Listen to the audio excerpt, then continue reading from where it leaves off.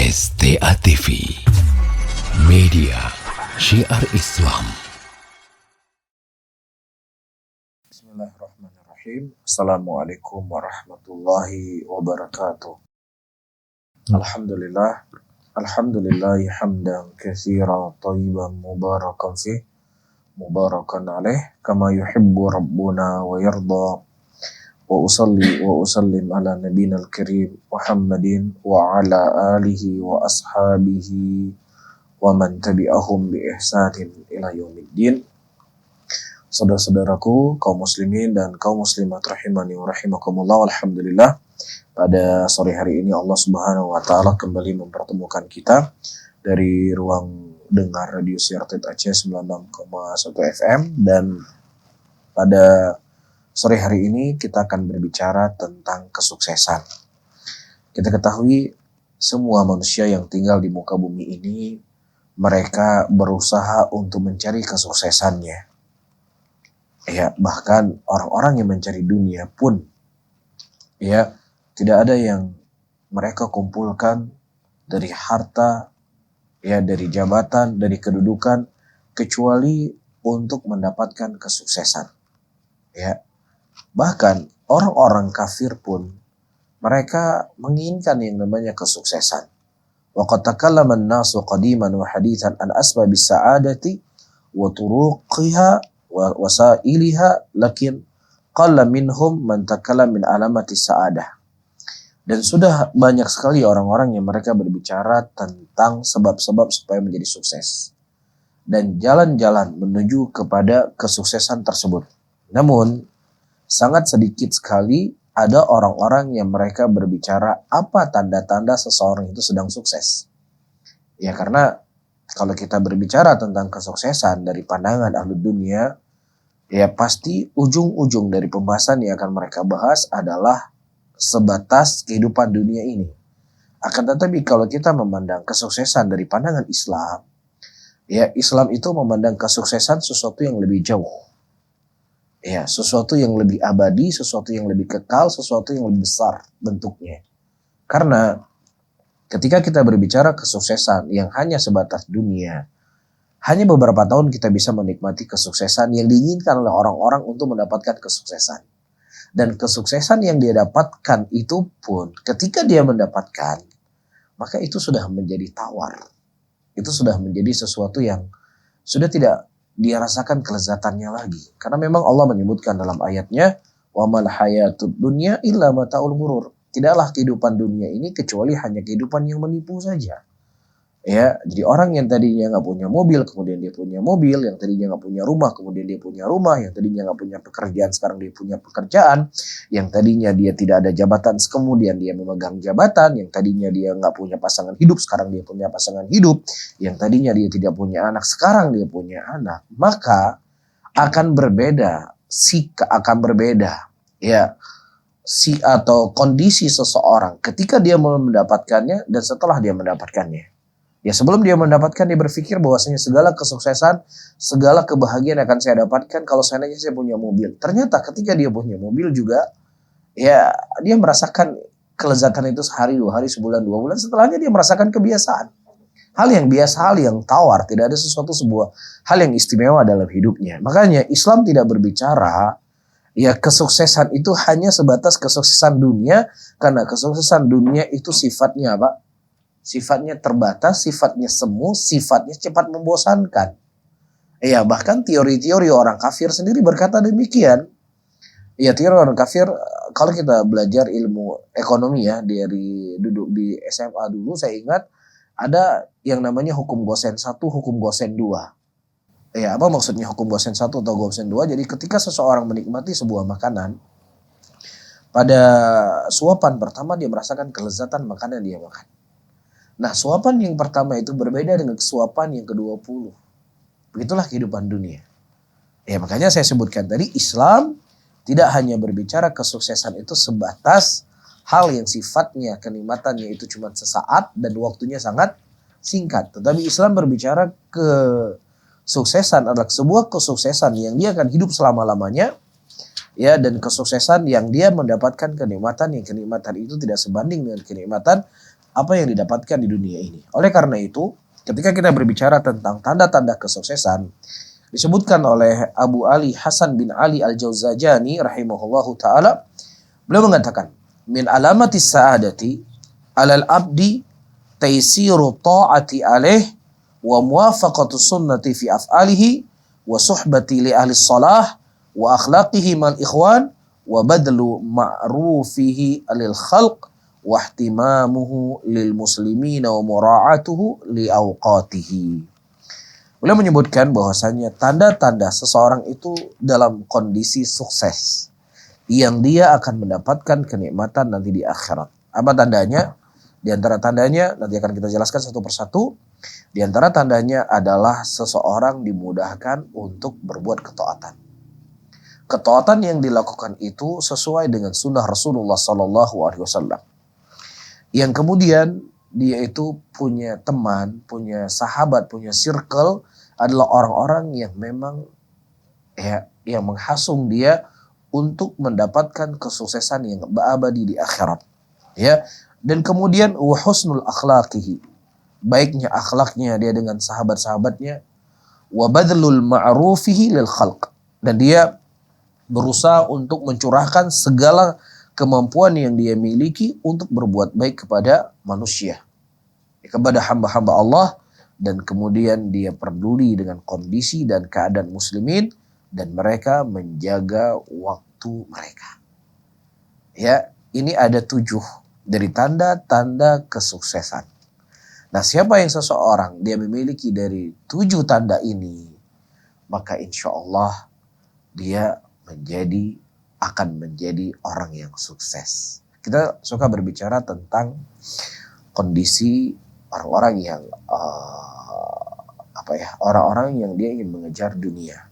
Taib, ini anak masya Allah dari kecilnya sudah tekun belajar, dari kecilnya sudah dewasa, dari kecilnya nggak perlu repot-repot untuk disuruh sekolah buat PR, borok-borok belajar atau yang semisalnya. Ini jadi ini orang ini. Ya. Nah begitu juga teman-teman semuanya, para sahabat pendengar Radio Sertet Aceh 96,1 FM. Begitu juga pembahasan kita di akhirat. Pembahasan kita tentang akhirat. Pembahasan kita akan kesuksesan yang abadi. Itu juga ada tanda-tanda seperti tanda-tanda kehidupan orang di dunia yang kita sebutkan tadi. Taib. Nah, di antara tanda-tanda tadi sudah kita sebutkan ada 7. Dan insya Allah kita akan jelaskan satu persatu. Yang pertama disebutkan di sini, tapi yang sudah kita baca tadi, famin alamati sa'adati, dari tanda-tanda kesuksesan seseorang, taisiru ta'ati alaih wa dzalika li anna ta'atallahi ta'ala ahammu masdarin li sa'adati. Ya, taisiru ta'ah alaih, dia dimudahkan oleh Allah untuk berbuat ketaatan. Kenapa? Karena ketaatan itu merupakan hal yang terpenting untuk mendapatkan kesuksesan. Taib. Bal la sa'adata lil abdi ila biha. Bahkan tidak ada kesuksesan bagi seorang hamba kecuali dia bingkai hidupnya dengan ketaatan. Allah menyebutkan dalam ayatnya, "Famanittaba hudaya fala yadhillu wa la yashqa." Barang siapa yang seseorang mengikuti petunjukku, kata Allah, ya, petunjukku adalah dia melakukan ketaatan, menjauhi larangan Allah, dia bersemangat beramal dengan ikhlas, ya, fala yadillu wala yashqa, dia tidak akan pernah disesatkan dan juga dia tidak akan pernah menjadi orang yang merugi.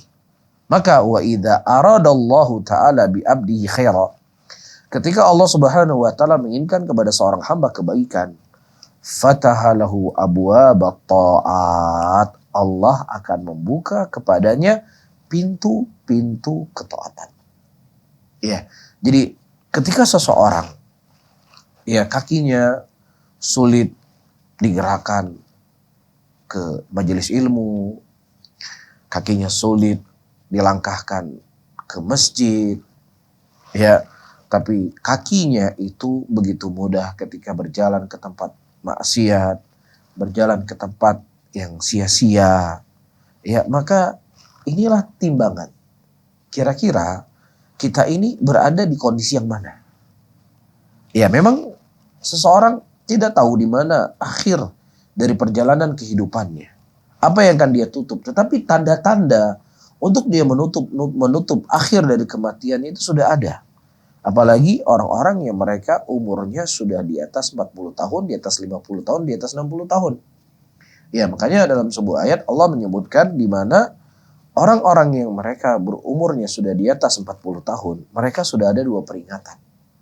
Peringatan yang pertama didatangkan kepada mereka Rasul. Yang Rasul itu mengingatkan ini jalan kebaikan, ini jalan kejelekan, bersemangatlah engkau ke dalam jalan kebaikan dan jauhilah dari jalan kejelekan. Kan seperti itu. Taib. Nah, ya peringatan yang kedua, Allah akan mengingatkan dia dengan umur yang dia punya. Iya, jadi kalau seandainya Rasulullah mengatakan umur umatku antara 60 sampai 70 tahun, berarti batas umurnya itu sudah habis, sudah sedikit lagi. Dia sudah melewati hidupnya lebih dari setengah.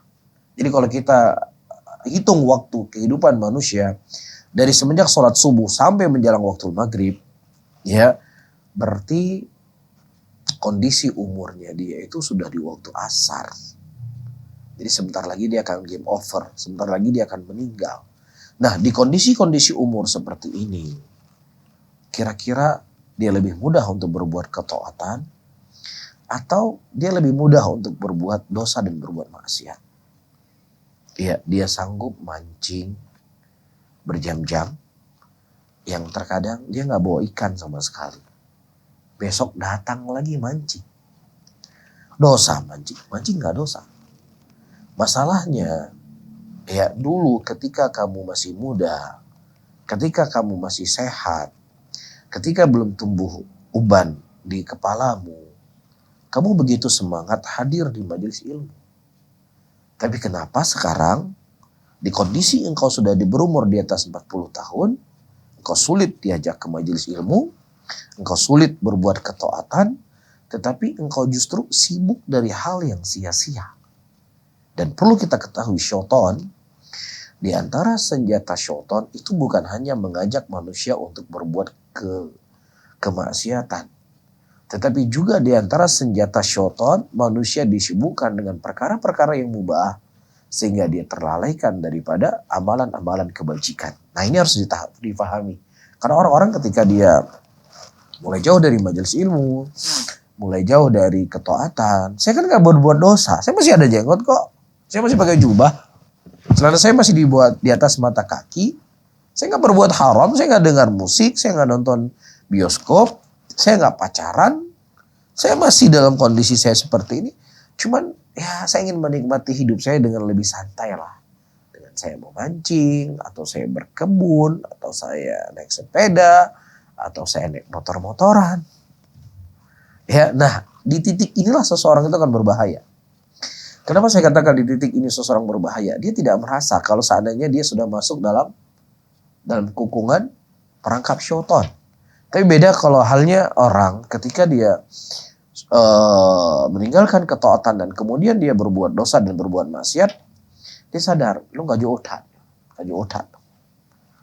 ya makin tua makin lagi ya Allah. Jadi ada sesuatu yang dia merasa, kenapa hidup saya begini? Nah, berbeda dengan kondisi yang saya sebutkan tadi. Saya gak buat hal yang haram, kamu jangan terlalu tasyadud lah. Kamu jangan terlalu ekstrim, kamu jangan terlalu kaku. Saya kan gak buat yang haram, betul. Kamu gak buat yang haram, masalahnya di mana? Ya, masa tuamu. Ya, dibandingkan dengan masa mudamu ketika engkau masih muda. Engkau bisa bandingkan bagaimana hidupmu. Ya, karena di antara seseorang itu diberikan tanda atau seseorang itu diberikan kebaikan oleh Allah, Allah permudahkan dia untuk berbuat ketaatan. Itu masalahnya. Jelas ya? Begitu juga wadallahu 'alaiha wa yasarraha lahu. Ya, dia ditunjukkan kepada kebaikan tersebut dan dimudahkan kepada kebaikan tersebut. Dan juga wa hajjazahu 'anil muharramat. Ya, Allah hijabi dia dengan hal-hal yang itu bentuknya dosa. Baik. Wal 'abdu yanbaghi ayas'al Allah Ta'ala al-'auna 'alal ibadati litaysara lahu wa huwa fi kulli raka'atin min salatihi yu'lanu isti'anatuhu billahi ta'ala ala ibadatihi. Maka ketika kita menyadari bahwasannya ini adalah tanda-tanda keselamatan, tanda-tanda kesuksesan, dan kemudian kita tidak berada di tanda-tanda tersebut, maka seharusnya seseorang itu meminta selalu kepada Allah Subhanahu wa taala pertolongan agar dia dimudahkan untuk berbuat ketaatan. Ya, dan itu dari setiap rakaat dalam sholatnya, ya dia mengumumkan, dia menyampaikan bantuan itu kepada Allah Subhanahu wa taala. Ya, apa yang kita baca dalam setiap rakaat kita? Iyyaka na'budu wa iyyaka nasta'in. Ya Allah, hanya kepada Engkau lah kami beribadah, dan hanya kepada Engkau lah ya Allah kami mohon pertolongan. Ya, dan juga disebutkan oleh Mu'ad bin Jabal radhiyallahu taala anhu, anna Rasulullah sallallahu alaihi wasallam akhadha bi yadihi. Ya, dari Mu'ad bin Jabal radhiyallahu taala anhu bahwasanya Rasulullah sallallahu alaihi wasallam mengambil tangannya. Rasulullah mengambil tangan Mu'ad bin Jabal radhiyallahu taala anhu dan beliau berkata, "Ya Mu'ad, wallahi inni la uhibbuk." Ya Mu'ad, demi Allah sesungguhnya aku sangat mencintaimu. Wallahi inni la uhibbuk. Wallahi wa Mu'ad, sesungguhnya aku sangat mencintaimu. Wa usika ya Mu'ad la tada'anna fi duburi kulli salatin taqul. Ya, dan aku berikan wasiat kepada engkau wahai Mu'ad, jangan pernah engkau meninggalkan di akhir setiap salatmu berkata, Allahumma a'inni ala dzikrika wa syukrika wa husna ibadatik. Ya Allah, bantulah aku ya Allah, tolonglah aku ya Allah untuk bisa berzikir kepadamu, bersyukur kepadamu, dan beramal yang baik untukmu. Ya, hadisnya diriwayatkan oleh Imam Abu Daud dan disahihkan oleh Ibnu Khuzaimah rahimahullah dan juga Ibnu Hibban. Maka kata Syekh, "Faman wafaqahu Allah taala lil iman wa 'anahu ala ta'ati, futihat lahu abwabus sa'adati li syadidi sillatihi billahi ta'ala." Qala Ibrahim bin Adham rahimahullahu taala, "Law 'alimal muluku wa abna'ul muluki ma nahnu fihi minan na'imi wa sururi lajaladuna bisuyuf ayyamal hayati ala ma nahnu fihi min ladhidil aishi wa qillatit ta'bi." Subhanallah. Disebutkan oleh Syekh, barang siapa yang seseorang diberikan taufik oleh Allah Subhanahu wa taala kepada iman, dan kemudian dia dibantu oleh Allah untuk berbuat ketaatan, tandanya apa? Tandanya akan dibuka baginya pintu-pintu kesuksesan tadi. Lisyadidi sillatihi billah, karena kuatnya hubungan dia dengan Allah. Bahkan disebutkan oleh Ibrahim bin Adham rahimahullah, "Lau alimal muluk wa abna'ul muluk." Kalau seandainya raja-raja dan anak-anak raja tersebut mengetahui apa yang kita miliki daripada kenikmatan, mengetahui dari kebahagiaan yang kita miliki ketika kita beribadah kepada Allah, ketika kita ruku kepada Allah, ketika kita sujud kepada Allah, maka niscaya mereka akan mencambuk kita dengan pedang, atau mereka akan membunuh kita dengan pedang-pedang mereka. Karena mereka cemburu dari kelezatan, ya kebahagiaan, dan sedikitnya beban dalam hidup kita. Paham maksudnya ya? Jadi maksudnya, kita menyebutkan tadi setiap orang kan pasti mencari kebahagiaan hati. Ya, karena kebahagiaan fisik, kebahagiaan badan, kalau seandainya tidak dibarengi dengan kebahagiaan hati, maka ya dia tidak akan pernah mendapatkan kebahagiaan. Orang-orang hari ini dia hidup ya di dunia atau di kehidupan yang gelap dengan narkobanya. Kalau ditanya kenapa kamu konsumsi narkoba? Saya stres. Kenapa dia stres? Padahal uangnya banyak. Ya followernya banyak. Rumahnya besar. Mobilnya luar biasa. Penggemarnya di mana-mana. Ya dia bisa mendatangi di mana saja dunia yang ingin dia datangi. Dengan uangnya, dengan ketenarannya orang akan menyambut dia. Tapi dia stres. Dia ingin mencari kebahagiaan di narkoba. Ternyata dia tidak mendapatkan kebahagiaan. Akhirnya dia tambah dosis, akhirnya mati. Atau ada di antara mereka bunuh diri. Ini menunjukkan kepada kita bahwasannya kebahagiaan manusia itu ada pada hatinya. Dan hati itu adalah milik Allah. Dan Allah telah jadikan kebahagiaan itu sejauh mana kita dekat dengan Allah. Maka sejauh itulah seseorang akan merasakan kebahagiaan dalam kehidupannya. Nah, orang-orang yang berada di istana-istana mereka, anak-anak raja tadi, bahkan rajanya, ya mereka tidak merasakan ketenangan, kesejukan, kebahagiaan sebagaimana dirasakan oleh orang-orang yang taat kepada Allah. Yang mungkin sebagian mereka tinggal dalam gubuk-gubuk mereka, maka itulah terkadang dia ingin membuat mereka cemburu, sehingga terkadang mereka akan membunuh karena kecemburuan tadi. Bisa difahami maksudnya? Jadi ini kiasan membandingkan orang-orang yang mereka tidak memiliki dunia tetapi hatinya itu kaya, maka itu jauh lebih bahagia dibandingkan orang-orang yang fisiknya kaya akan tetapi hatinya miskin. Bisa difahami ya? Kemudian para hadirin dan hadirat sahabat pendengar Radio Syiar Aceh 96,1 FM. Wa min alamati sa'adati, dan juga dari tanda-tanda kesuksesan seseorang bukan hanya semangatnya dia dalam beribadah saja. Wah, nyokap luar biasa kayak ibadah, luar biasa kayak ibadah, bunga sampai bunga. Puasa pio-pio, malam pihan lagi. Oh, enggak kayak gitu.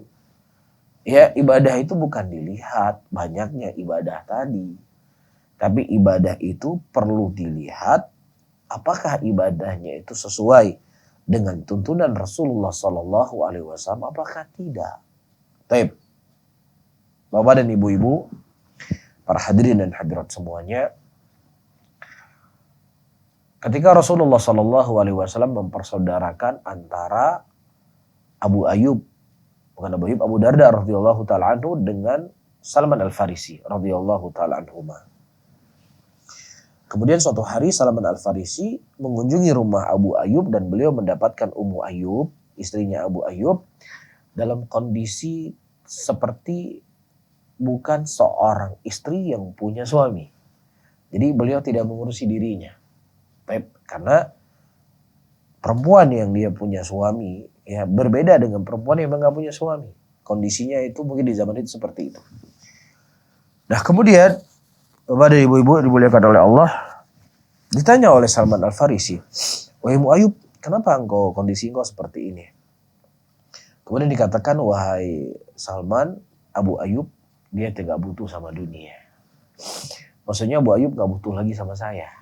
Jadi ya sudah. Jadi saya ya udah sekedarnya aja saya hidup, tidak merawat diri, tidak berhias dan seterusnya. Kemudian Salman Al-Farisi ingin cari tahu apa sebabnya Salman Al-Farisi radhiyallahu taala, apa sebabnya Abu Darda melakukan kepada Ummu Darda dengan kondisi yang kita sebutkan tadi. Akhirnya Abu Darda menghidangkan makanan kepada Salman Al-Farisi. Nah, kemudian kata Abu Darda, "Ya Salman, silakan kau makan." Ya, silakan kau makan. Kemudian kata Salman Al-Farisi, "Saya tidak akan makan kalau kamu tidak makan." Ya, jadi Abu Darda pada waktu itu berpuasa. Kalau kamu nggak makan, saya nggak makan. Nah, akhirnya Abu Darda buka puasa. Jadi Abu Darda ya keseharian beliau berpuasa, makanya beliau jarang menyentuh istrinya. Kemudian di malam hari, singkat cerita, Salman Al-Farisi mendapatkan Abu Darda dalam keadaan sholat malam terus-menerus. Kemudian kata Salman, ya Abu Darda, istirahat sejenak, istirahat, jangan sholat malam terus. Ya, kemudian istirahatlah Abu Darda, dan Salman Al-Farisi di malam itu beliau tidak tidur. Karena beliau memprediksi kalau Abu Darda akan bangun lagi nanti sholat malam. Dan ternyata benar. Bangun lagi Abu Darda di tengah malam. Kemudian kata Salman, ya Abu Darda istirahat. Jadi sebab Abu Darda radhiyallahu taala anhu jarang beliau mungkin menyentuh istrinya karena beliau telah merasakan asyiknya beribadah kepada Allah Subhanahu wa taala. Yang secara logika kita dan akal kita nggak ada yang salah yang dilakukan oleh Abu Darda. Beliau melakukan ibadah kepada Allah, sholat malam, berpuasa. Tapi keesokan harinya Salman Al-Farisi radhiyallahu taala anhu berkata, ya Abu Darda, likulli haqqin haqqah. Ya Abu Darda, sesuatu itu ada haknya masing-masing. Allah ada hak untuk kau ibadahi. Badan kau ada hak untuk kau beristirahat. Istrimu juga punya hak darimu untuk engkau melayani dia. Kemudian diceritakan kepada Nabi SAW, dan kemudian Nabi SAW membenarkan apa yang dilakukan oleh Salman Al-Farisi. Ini menunjukkan kepada kita apa? Ibadah itu bukan hanya sekedar banyak saja. Tetapi ibadah itu harus sesuai dengan tuntunan yang diajarkan oleh Nabi Muhammad SAW. Bisa difahami ya? Nah, makanya disebutkan oleh Syekh di sini, muwafaqatus sunnati fi af'alihi wa dzalika anna ittiba'i sunnati Nabi sallallahu alaihi wasallam sababun li rahatil qalbi wa sa'adatul 'abdi li anna Allah ta'ala syara sadran Nabi sallallahu alaihi wasallam. Ya, dikarenakan mengikuti sunnah Nabi sallallahu alaihi wasallam adalah sebab seseorang itu akan lapang dadanya, akan lapang hatinya. Wa sa'adatul 'abdi, dan itu merupakan tanda kesuksesan seorang hamba. Lianna Allah Ta'ala syaraha sadran Nabi sallallahu alaihi wasallam. Karena Allah Subhanahu wa taala telah melapangkan dada Nabi sallallahu alaihi wasallam, maka Allah juga akan melapangkan orang-orang yang mereka mengikuti Nabi sallallahu alaihi wasallam. Sebagaimana kata Allah dalam ayatnya, "Alam nashrah laka sadrak." Bukankah kami telah melapangkan dada engkau? Wali atba'ihi sallallahu alaihi wasallam, dan juga kepada pengikutnya Nabi sallallahu alaihi wasallam, min syarri sudurihim biqadri itiba'ihim li sunnatihi. Begitu juga Allah akan melapangkan dada-dada pengikut-pengikut mereka sebesar kuatnya pengikutan mereka kepada sunnah Nabi sallallahu alaihi wasallam. Walidha qala an-nabiy sallallahu alaihi wasallam, oleh karena itu Nabi sallallahu alaihi wasallam berkata dalam hadisnya, "Alaikum bi sunnati wa sunnatil khulafa al-mahdiyyin ar-rasyidin tamassaku biha wa 'addu 'alaiha bin nawajid." Wajib bagi kalian berpegang teguh di atas sunnahku dan sunnah khulafa ar-rasyidin, dan berpegang teguhlah dan gigilah dengan gigi-gigi geraham kalian. Dalam hadis yang lain Rasulullah sallallahu alaihi wasallam mengatakan, "Man ahdatsa fi amrina hadza ma laysa fihi fawaraddun." Barang siapa yang seseorang beramal dengan sebuah amalan yang amalan tersebut tidak ada contohnya dari Nabi sallallahu alaihi wasallam, maka amalan tersebut tertolak. Bisa difahami ya? Dan adapun poin yang ketiga, yang keempat dan kelima, insyaallah akan kita sampaikan pada pertemuan yang akan datang. Mungkin ini yang bisa saya sampaikan pada kajian kita di sore hari ini, dan waktu yang tersisa mungkin kita akan menjawab beberapa pertanyaan. Ya, dan ya tentunya sebatas kemampuan yang saya ketahui, dan saya dibebani oleh Allah apa yang saya tidak ketahui. Wallahu a'lam bishawab. Baik, jazakallah khairan Ustaz. Sahabat pendengar radio 96,1 FM, pemirsa STA TV yang dimanapun sedang berada, kita masuk ke sesi tanya jawab kita, dan kami ingatkan kembali bagi sahabat yang ingin bertanya, silahkan mengirimkan pertanyaan melalui via pesan WhatsApp atau SMS kami di nomor 085214142314 085214142314. Baik, kita bacakan pertanyaan yang sudah masuk, Ustaz. Assalamualaikum Ustaz. Waalaikumsalam warahmatullahi wabarakatuh. Jazakallah khairan Ustaz. Semoga sehat selalu dan dijaga oleh Allah Subhanahu wa taala serta kaum muslimin seluruhnya. Ustaz, izin bertanya, apakah ketaatan seorang di masa tuanya, misal dia bertaubat di saat tuanya, akan menutup keburukan-keburukan yang dia lakukan selama dia masih muda dahulu, Ustaz? Taib. Rasulullah sallallahu alaihi wasallam mengatakan, "Nam al-a'malu bil khawatim."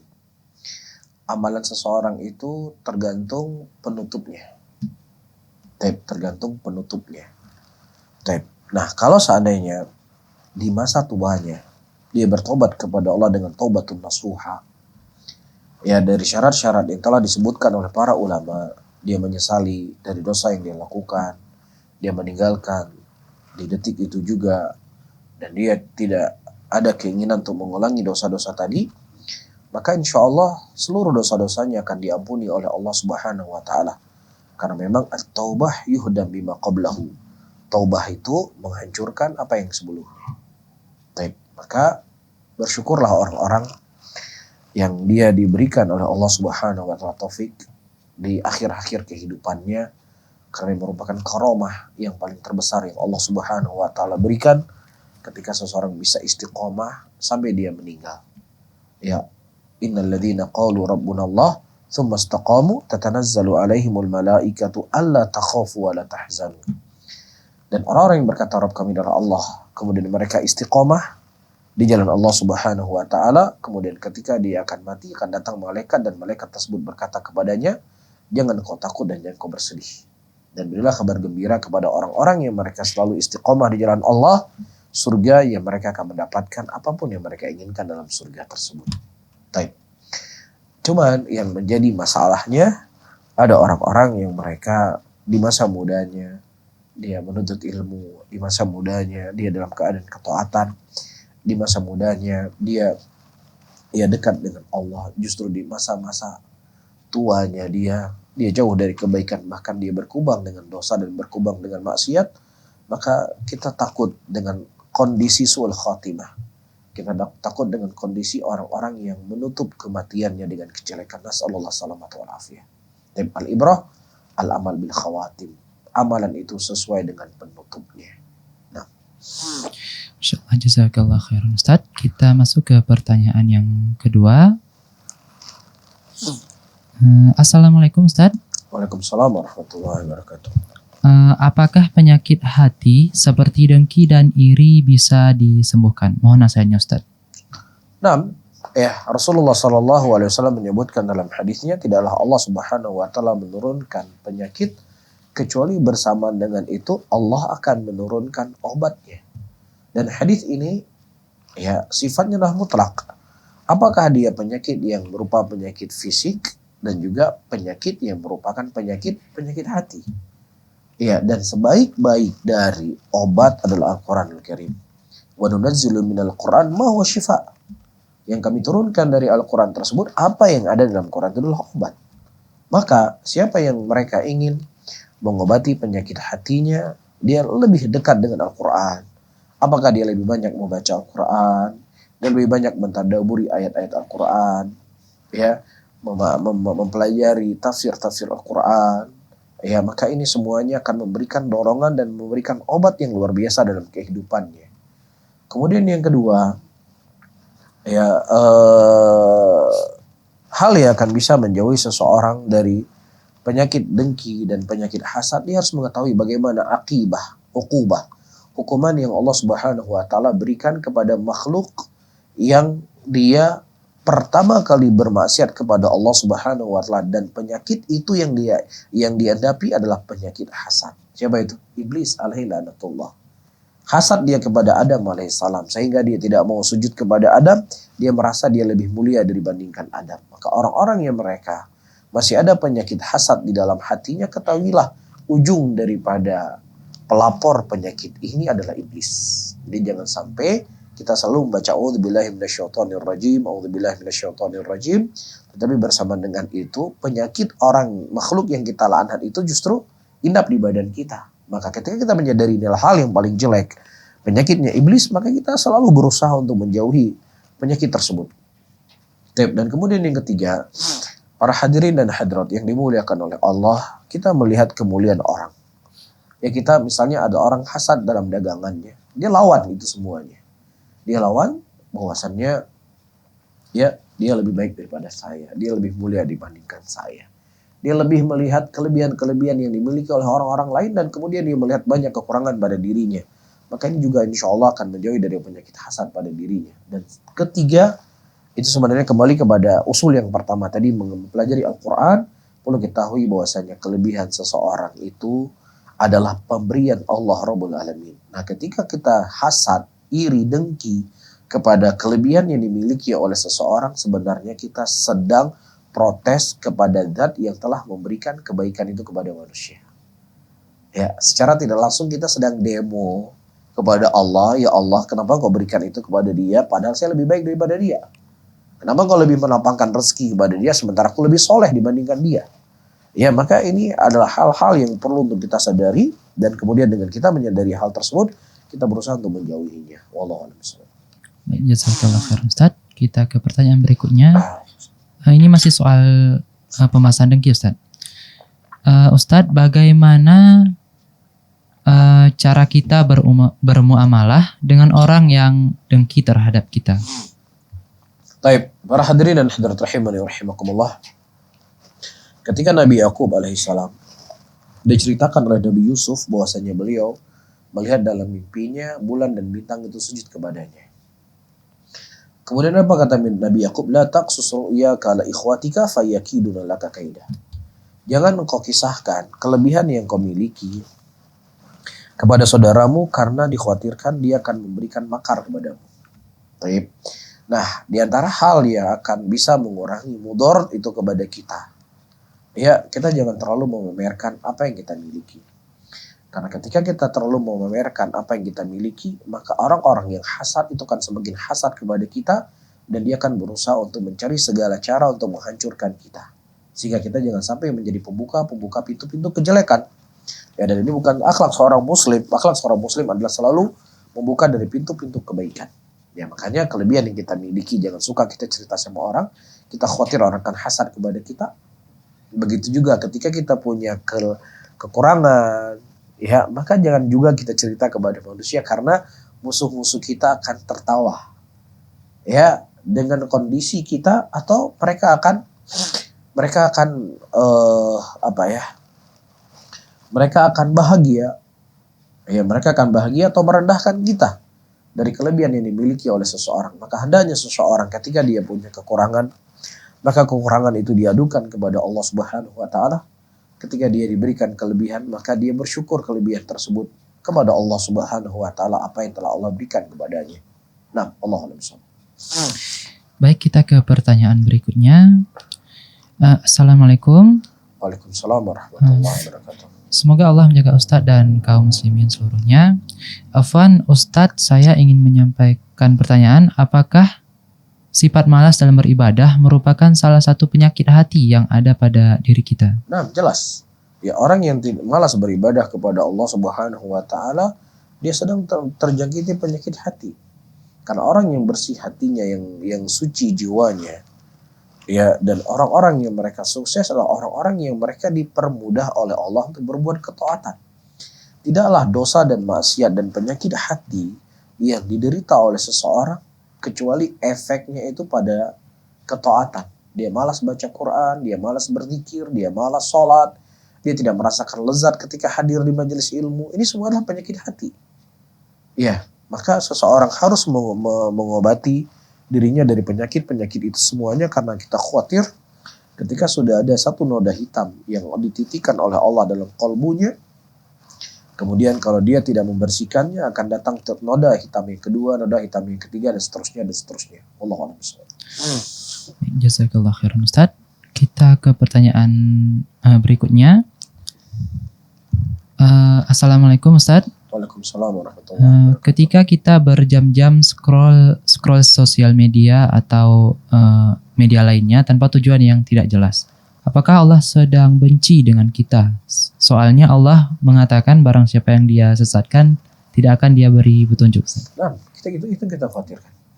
Ya, ketika kita bisa scroll WA media sosial berjam-jam, kita begitu betah, yang dilihat pun nggak jelas apa yang dilihat, yang dibaca juga nggak jelas apa yang dibaca. Kalau ada status, ya ada komentar 1000 komentar, ya minimal ya 700 komentar dibaca sama dia.